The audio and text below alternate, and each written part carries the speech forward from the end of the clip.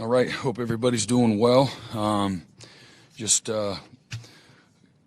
going into our last regular season game here at home. We all know what's on the line this weekend, and I just want to give a shout out to our fans to make it an amazing day. From the Walk of Champions all the way to the warm-ups to the first third down of the game. They can really have a great impact, and expect them to be at their best, like I expect our team to be at our best as well. So it's been a really good, strong home field advantage for us, and can make things really difficult, for them offensively in particular. So I got a very talented of a roster as we have faced this season in LSU, from the lines of scrimmage to the skill players, both sides of the ball. Their defense has been exceptional all year long. One of the best in college football, and incredibly talented, all three levels. You can go on and on about bragging about the different players that they have, and then offensively, their skill players, their tight end, Trez Green. We haven't seen a guy like him, and the things that the problems that he can pose for you. We got really fast receivers. We experienced what those guys can do and how they can get behind you, create explosive plays. When we played them last year, the return game in both a kickoff return and punt return, the most explosive that we have faced this year. They've got an excellent field goal kicker as well, and really good backs. And so the quarterback, Mike Van Buren, he's a guy that, again, we worked really hard, tried to get here to Oklahoma, signed with Oregon, and then transferred after his first year. Had an opportunity to go with Coach Lebby there at Mississippi State. Played well for him, and decided to go to LSU to be the the heir apparent there, and has gotten in the game. Very mature, got tremendous arm talent, can really hurt you with his legs as well. I think Coach Wilson has done an admirable job, rallying the football team, and had a couple of really good wins. Again, all under the circumstance, not an easy thing to navigate, and they've done it in a great way. And the team's playing and competing at a really high level as well. So, going to be a great challenge for us, and something I know our guys are really excited about. This is a team in our locker room that loves a challenge. That's kind of who we have become on the season, a team that really relishes the bigger the challenge, the more they respond. So they also have a great respect for how you beat a team. The only chance you got is you got to beat them all week, and the things that it requires to play at a detailed, precise level, and taking care of their bodies and things of that nature too, so you can play physically. So looking forward to the challenge of having LSU coming in here for the first time in the history. So with that, I'll open it up for questions. Brent, last week you talked a little bit about the running back depth and it being tested. Xavier was the only guy that we really saw in the game this past Saturday. With him banged up, Torrey banged up, do you anticipate anybody else being able to help you guys in that room or be available for you guys the rest of the season? Yeah, Taylor Tatum was for the first time healthy and available, so he'll be somebody that will be available, along with obviously Jade Knott. Mm-hmm. How difficult, I guess, has that been, having only a couple guys really? Well, again, I just would say this: we've been fortunate enough to win despite that. So the guys that have been available have done a nice job for us. Mm-hmm. Yeah, Brent, we were talking to John last night a little bit just about the offensive struggles finding rhythm, and he sort of put it all on his shoulders and took a lot of responsibility for it. I was just curious, going into a game as important as this one, what is his leadership? They're all important, right? Yeah. This is no more important. They're all been very important. He's been great.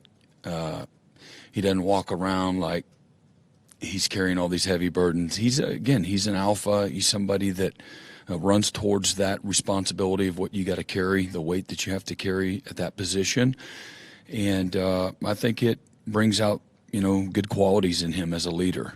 The team sees him working every day, and he's got great humility, but he's got great passion and energy at practice. You guys see a very calmed down version. He's incredibly competitive, tough-minded, talking noise, and he's just a lot of fun to be around as a teammate, on the field. But he's serious about his business too. He's got a great blend. Mm-hmm. Yeah, Brent, you talked about when Troy Everett went down earlier in the season, him finding a different way to be a leader for this team.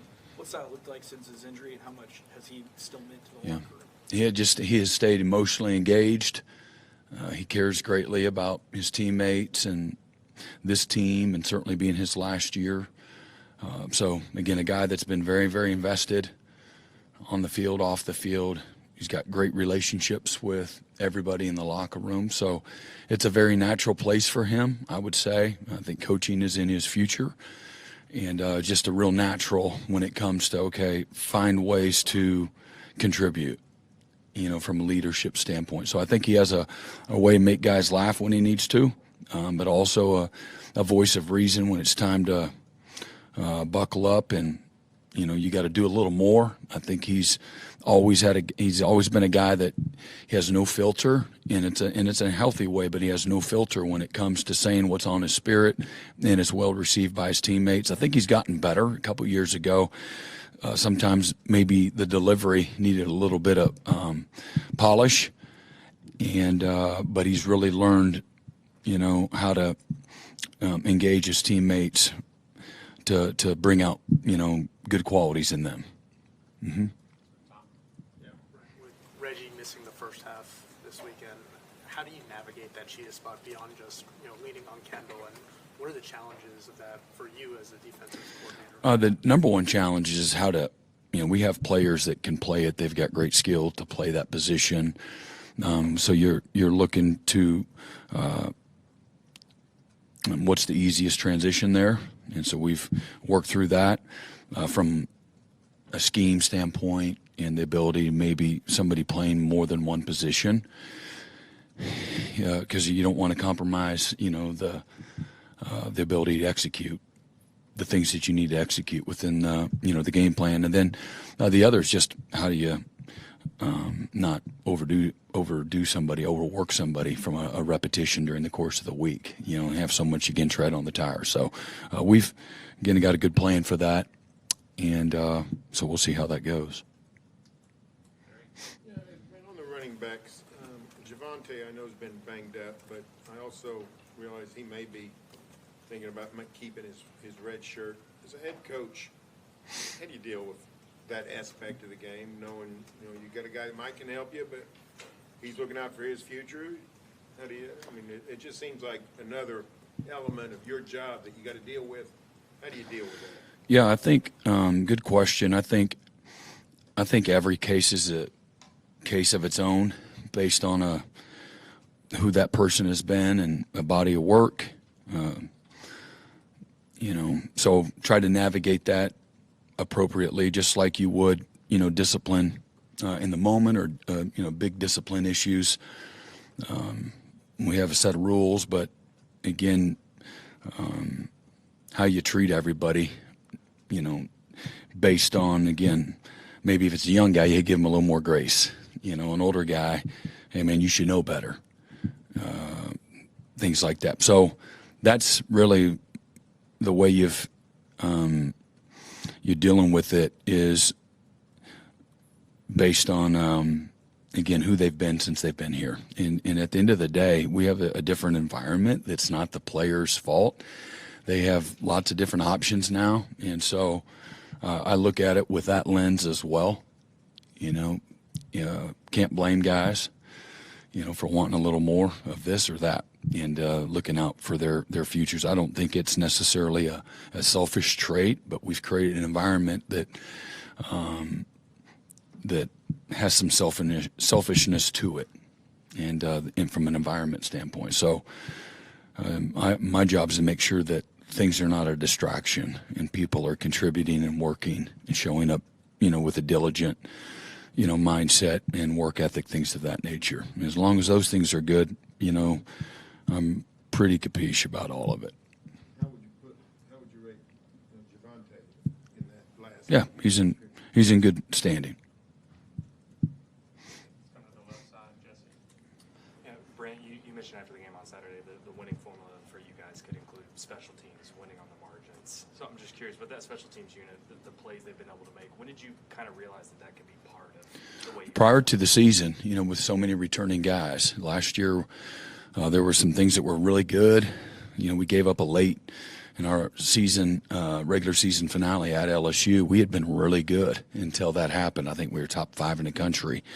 And then that happened where we gave up a 90-plus yard kickoff return. But, again, that was year 2 for several players. Year 1 for a bunch of freshmen like Boganowski and Powers and Hardy all played significant roles for us a year ago. And that with all of the other guys just start thinking about the linebacker room and the safety room in particular. And then some of the guys this is year 2 for them, year 3, year 4.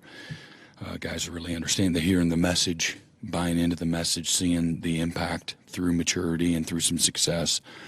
So prior to the season was really hopeful. And then we were able to, make ourselves better through the portal, as well, with some of the specialists. Along those lines, Tate Sandell's named as a finalist for the Lou Groza Award. Just how neat is that to see just the season he's had? Yeah, it's been a huge part of our success this year. Proud of him and how he's handled his success. He's the same guy every day. Really, really high standards. He's actually a great leader, not just by showing up every day and working and things like that, but he's got a big voice. Players really like the things he has to say.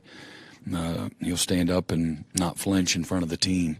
Just as I told you guys before, he looks at himself just a little guy, but he don't see himself as just a little guy. And so he's got a lot of courage and toughness to him that resonates with the rest of the team. Brent, every senior day, I'm sure, brings its own emotions, but this 2022 class is the one that you came in with. Mm-hmm. How's Saturday going to feel? And what do you remember about like some of those conversations where you were trying to keep them committed and maybe you didn't even know who they Mm-hmm. you were kind of learning about them at the exact same time? Yeah, it's a group of guys. There's no quit in them. A group of guys that are incredibly close. Their family. Their families are your family. You've gone through just life. The last 4 years with them, and what an honor it is. Incredible men that they've become through a lot of intentional effort and maturity. Just have a great appreciation. There's a football piece. There's a leadership piece, the quality of the humans that they are. So all of those things, they got a lot of admiration and respect and appreciation for them. Saturday's another game. And,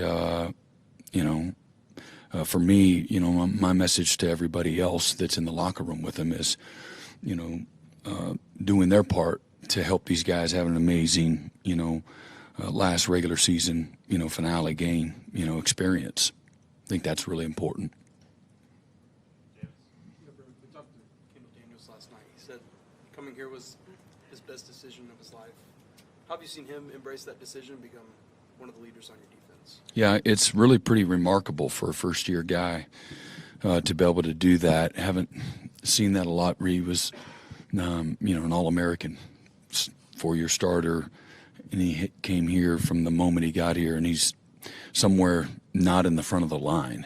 And he endeared himself to his teammates through not having a whole lot to say. He had good juice, good energy, but embraced whatever role that we asked him to do, learned multiple positions, busted his butt every single time he had an opportunity to get in there. So there was never any assumption or conversation about, hey man, you're going to be the guy. And then he wasn't the guy, and then he's disappointed, and then you're dealing with coming to see you and things like that. So he just had a mindset: I'm going to get what I earn. I'm going to create opportunity for myself. I got a lot to work on from a language barrier and scheme standpoint, and that's all he's done. Man, he's a country kid, country boy, very, very simple. He loves his family and his fiance and his teammates. He's a really simple guy and loves ball, really natural at it. He earned a lot of respect from the teammates because of how he handled his transition. It's competition, and a guy that has a nice, career on a stat sheet, but he never came in here with a presumptuous mindset.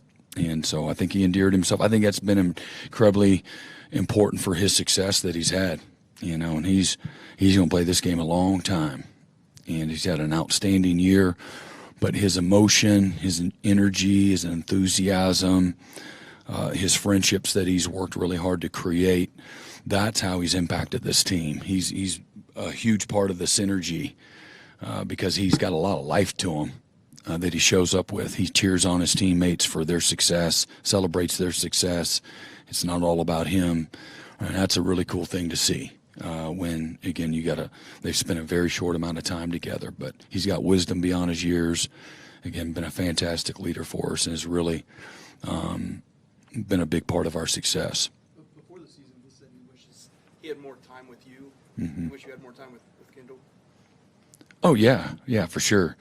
But, I don't see it as, okay, the end's coming up here pretty soon. I don't see it that way. This is just the beginning from a relationship standpoint. And he's got family here forever. Relationships are forever. It's not conditional on how well you do or how long you're here. Once they leave, you're always going to be in their corner and supportive and staying in touch, things like that.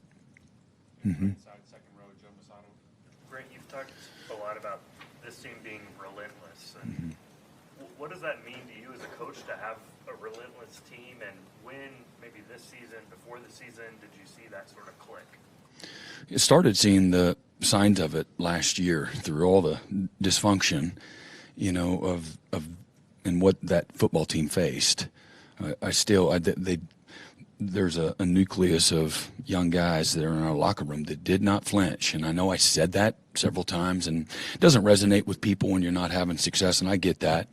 But I, myself, and the rest of our staff, we saw the things that are a precursor to having what we see right now. And so everybody sees the success, but they don't see all the things that I'm talking about, behind, closed doors and in all the sacrifice and the discipline and the consistency and the messaging, the leadership moments, the defense going over and saying, man, we got your back, and then meaning it and being there and not blaming and pointing fingers and, again, being 1 foot in, things like that. This group of guys were everything but that.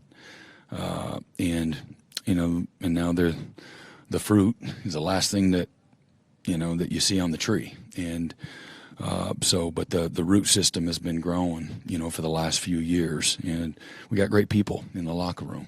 So I'm not surprised. We brought additional, I think that we talked about Kendall, and there's so many guys that you can also put into that, circle that have been tremendous contributors when it comes to the leadership and the team morale and the synergy. You can go on and on and on, but humble guys that like to work, that are relational.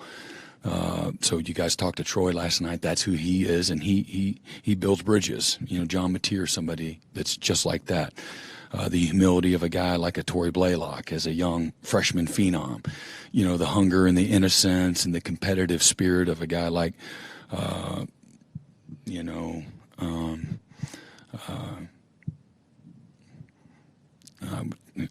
Mike Fasusi, I apologize, and or Eddie Pierre-Louis. The same thing. Ryan Fogier don't say a whole lot, but man, he's willing to be led, and he shows up and competes.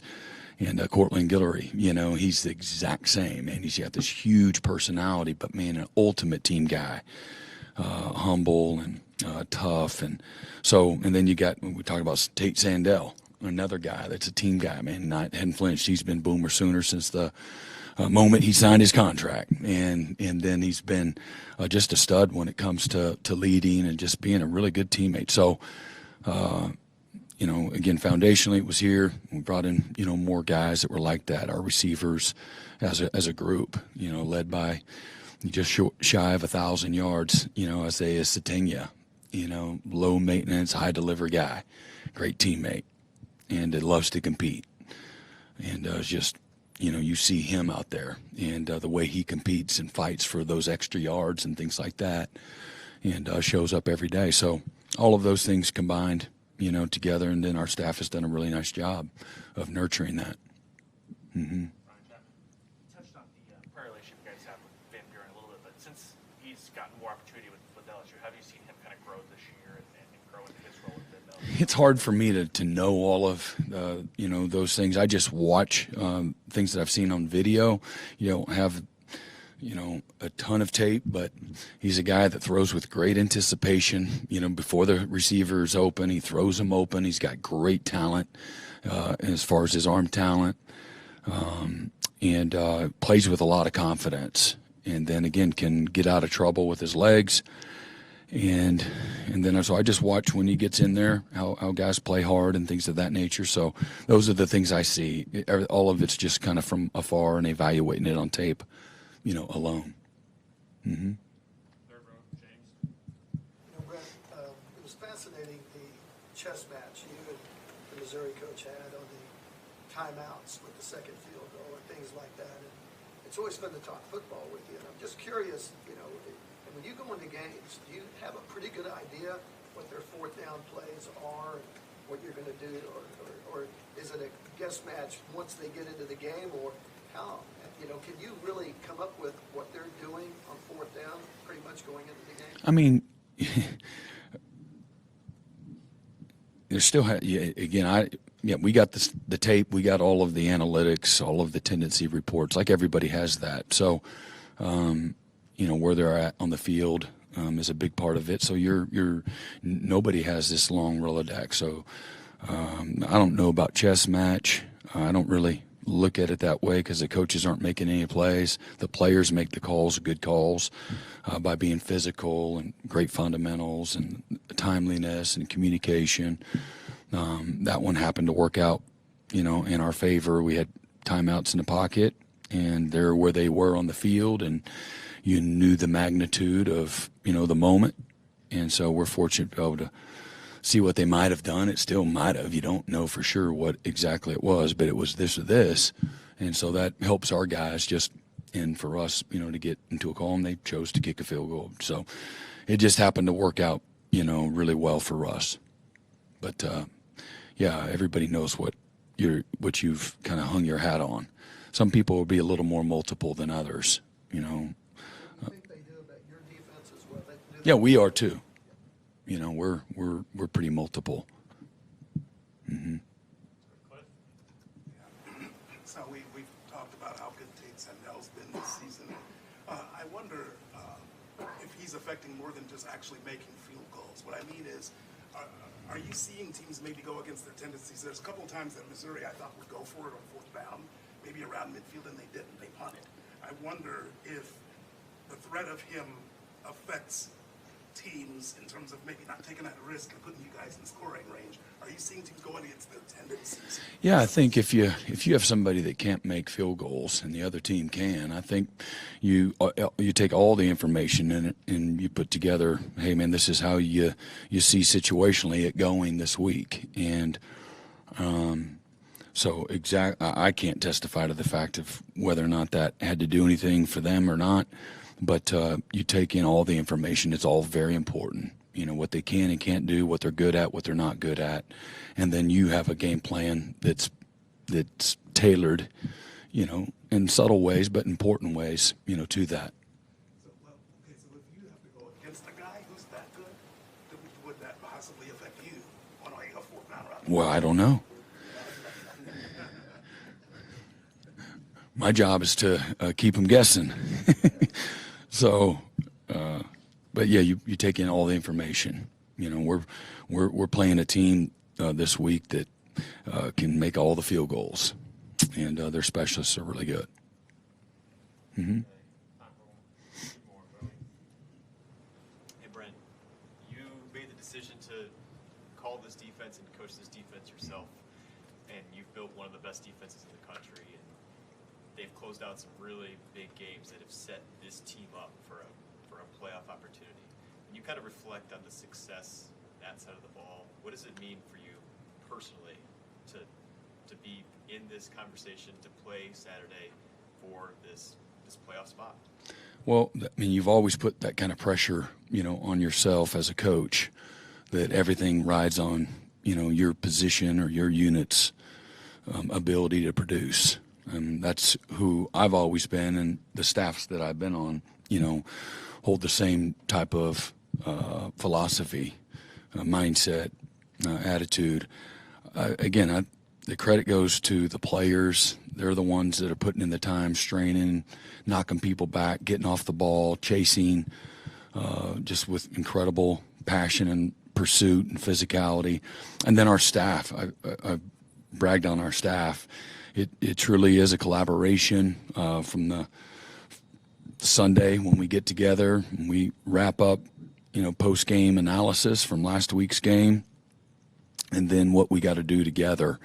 We literally spend 10 hours together in a staff room every single day, and we're constantly talking ball, situationals, packages, personnel, moments in the game, and I've been in staff rooms where there's not the collaboration, there's not the synergy, there's not the depth of vision and understanding at both the front end and the back end. And we got a great room of coaches, and all the way to game day. Hey, what do you think? Or I'm asking them in person as my mind is churning. So the success is a byproduct of, again, the players and our staff, without question. For me, I wanted the responsibility. I didn't want anyone else in the building to feel the pressure of that, on y'all wrote the stories, and again, look, I'm not, you haven't heard me come up and, I've given statements about where I think things are and what we need to do, and what's the plan to make things better and back to the standards of this university's expectations and so forth. And so I carry the weight of that, and I get that. I have clear vision for that, but I didn't want anybody else to have to show up every day and carry that burden. I wanted to carry it. It's my responsibility, and that's, again, something that I've cut my teeth on. That's why I was hired.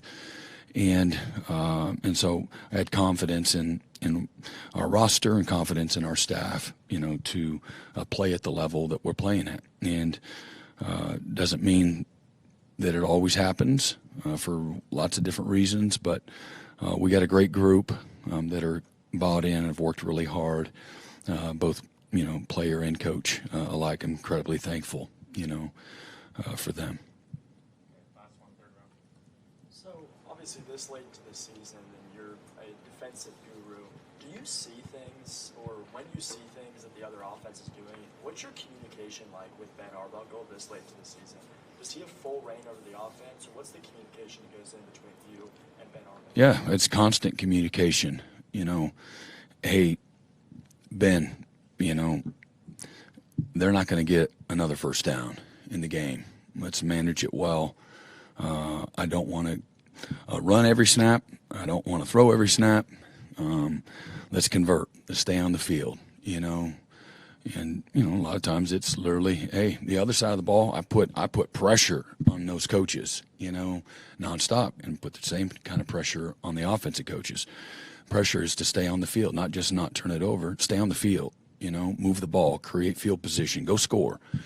And just like I do on defense, man, this is the drive. I probably say that 8 drives a game. This is the most important drive of the game. And I really feel that, like in the moment. All right, that one's done. All right, the next drive. And or maybe it's, hey, offensive guys, man, that was a hell of a drive right there. They're doing what we asked them to do. Watch them push the pile. Watch them play physical. Let's let's make sure telling these guys that's a hell of a job. That's what it looks like, and we need more of that. And of course, I'll do it, but I want them. I want the position coaches and the coordinators. I want them to create that attitude, that confidence, the nurture the momentum. Don't be a bunch of stiffs. This is a passionate, intense, enthusiastic type of game that is very real. And not being rah-rah, not making stuff up. Celebrate, the things that we asked them to do that we said were critical in winning. And you make it a big deal, Go over there and double punch somebody right in the freaking chest because they did what you've been talking about. This is what winning looks like. And so I don't want it always to be me, the lunatic head coach. I want it to be everybody is sharing that passion and the energy. And sometimes it's there, and sometimes it's not what you want it to be. And I've just got to, always be mindful of that. And the kids like it when, the coach is having fun too, put their guard down some. But that's what it is. Hey, we're nonstop talking analytics. Hey, you got to go at 1, on 1st and 10 in the drive. And, oh man, they're just, they're sitting on it, man. You can get by that guy, or, man, they're going to make it hard on you. They're going to run the guy up the field. They're not going to let you get outside on you. It's more inside. So those are all the things without, I know whether there's, if I had somebody coming over and, telling me constantly what I should or shouldn't do or being Captain Obvious, I'm not going to like it very much. I'm trying to be in a rhythm. I'm in a mindset. You need to tell me that, hey, man, we are going to go for 2, great, or they're going to go for 2, great. I get that. But it can really, it can get you out of whack too. You got to there's a fine line, That was a terrible drive. That was exactly opposite of what I just asked for. Sometimes that doesn't help. And so you got to figure out what the delivery, needs to sound like. But, and then handle, people and players accordingly. I hadn't had to say anything to, Grayson Miller because he's been outstanding, but I did on Saturday when he put, we're at midfield and we punt twice and it goes in the end zone, and so now they're like 25, 26-yard punts. We should have considered going for it. And so he had to hear an earful. Next thing you know, we put it inside the 10. I don't think that my motivational and some of my remarks were the reason why he was able to put it inside the 10, but now it's a moment where I can say, see, Grayson can take a butt chewing. And responded the right way. And we talked about that in the team meeting, yesterday. So, but it's, you're constantly collaborating, throughout the course of the week. We go against each other a lot situationally. Those are all very detailed and planned out moments of practice that are all about game day simulation. And so we're constantly talking, okay, they're playing this concept on defense. Hey, these are the things that I don't want to see. These are the things that we've been burnt. So maybe you give them, the videos, things like that, to show them, how to, attack a certain scheme. All right. Y'all have a great Thanksgiving.